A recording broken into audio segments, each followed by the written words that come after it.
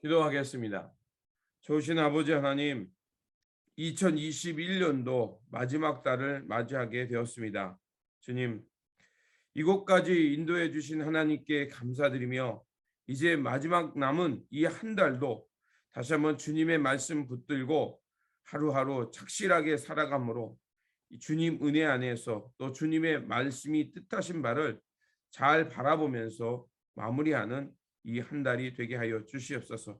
그래서 다가오는 2022년도 주 안에서 잘 준비하게 하셔서 주님의 뜻을 향해서 한 걸음씩 한 걸음씩 앞으로 나가는 삶의 자리가 되게 하여 주시옵소서.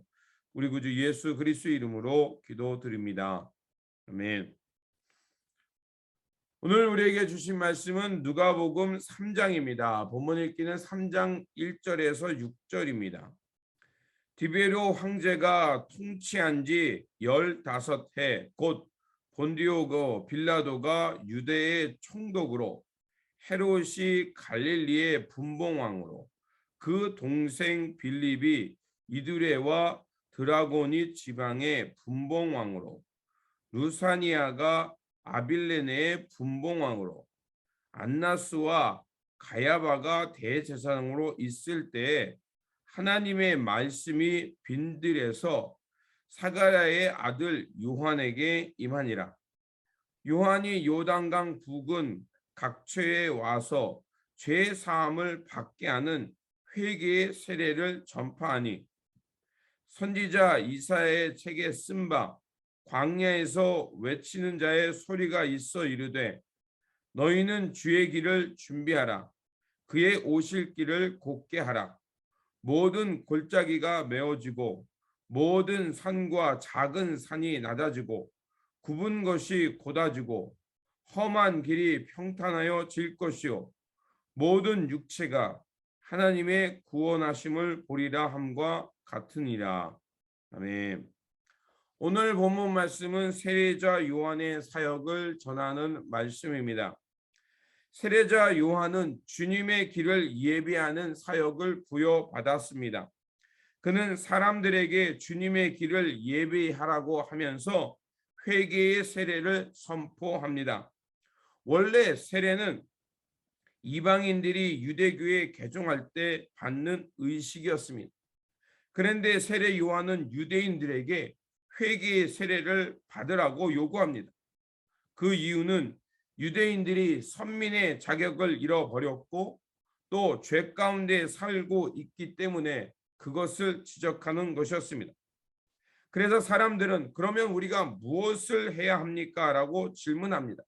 그러자 세례자 요한은 속옷을 2번 가진 사람은 없는 사람에게 나눠주고 먹을 것을 가진 사람은 그렇게 하라고 말합니다. 이 말은 단순히 그저 나누고 돌보라는 것의 차원이 아니라 바로 하나님 앞에서 정직하고 공의를 향해 살아가는 삶의 변화를 말하는 것입니다. 그리고 회개에 합당한 열매를 나눈다는 것은 그것은 더 다른 것이 아니라 바로 하나님의 보시기에 하나님께서 원하는 그 삶을 살면서 하나님과 이웃과 바른 관계를 맺으며 살라는 것입니다. 그것이 오늘 본문 3장 11절에서 14절의 내용입니다. 회개가 말에 머물 때가 많이 있습니다.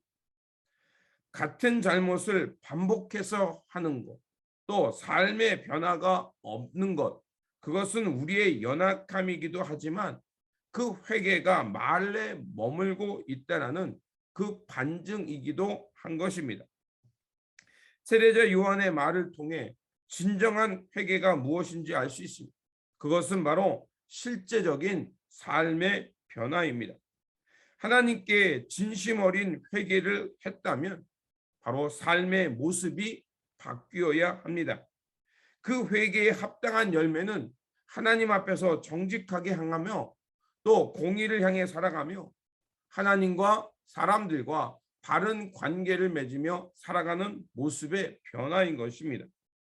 세례자 요한이 요청한 회개는 바로 이렇게 해서 주님의 길을 예비하는 것이고 또 주님의 길을 예비한다는 것은 하나님 앞에서 이렇게 의의 삶을 살아내는 것입니다.